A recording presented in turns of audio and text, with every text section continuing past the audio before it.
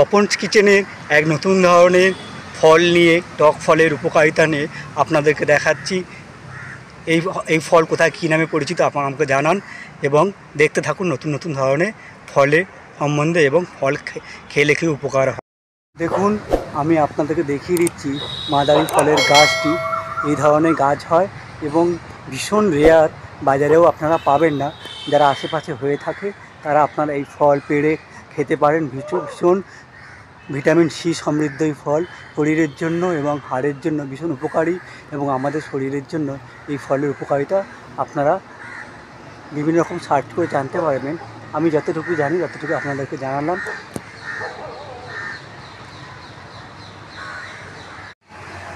নমস্কার, তপন কিচেন থেকে আজ আমি আপনাদের জন্য নিয়ে এসেছি এক নতুন ধরনের ফলের গাছ। এটা হচ্ছে মাদারি ফল বলা হয়। আপনাদের এরিয়ায় কী ফল বলা হয় সেটা আমাকে কমেন্ট করে জানান। আমি এই ফল আপনাদেরকে দেখাচ্ছি। এই ফলে ভীষণ ক্যালসিয়াম রয়েছে এবং ভিটামিন সি রয়েছে। এই ফল বাজারে খুব বেশি এটা পাওয়া যায় না এবং বিভিন্ন গ্রামাঞ্চলে এই ফল দেখতে পাওয়া যায়। এই ফল আপনার আশেপাশে খুঁজে খেলে শরীরের জন্য ভীষণ উপকারী। তো দেখুন, এই ফল আমি আপনাদেরকে দেখাচ্ছি এবং একটি পেড়ে আপনার কীভাবে খেতে হয় এই ফল আমি আপনাদেরকে দেখাবো। দেখুন, আমি গাছ থেকে মাদারি ফল পেড়ে নিয়েছি। এই ফলে প্রচুর ভিটামিন সি রয়েছে এবং টক জাতীয় ফল হওয়ার জন্য শরীরে বিভিন্ন রকম অসুখ বিসুখ সারিয়ে তোলে। যেহেতু নেচার সোর্স, এই ফল থেকে আপনারা বিভিন্ন রকম রোগের বা অসুখ বিসুখকে তুমি নিরাময় করতে পারবেন এবং এই ফল দিয়ে বিভিন্ন টক রেসিপি করা যেতে পারে।